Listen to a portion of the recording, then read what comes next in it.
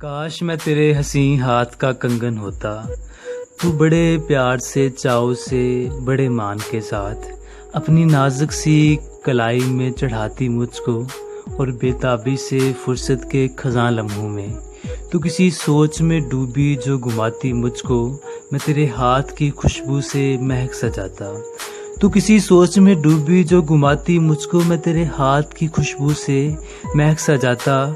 जब कभी मूड में आकर मुझे चूमा करती तेरे होंठों की मैं हिद्दत से दहक सजाता। रात को जब भी नींदों के सफ़र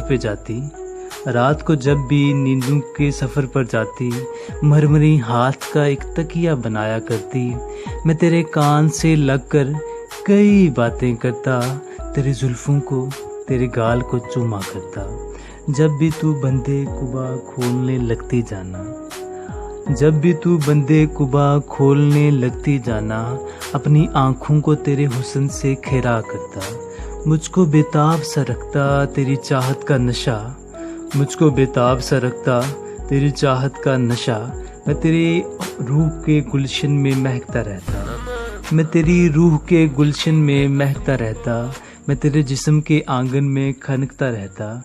कुछ नहीं तो यही बेनाम सा बंधन होता। काश मैं तेरे हंसी हाथ का कंगन होता।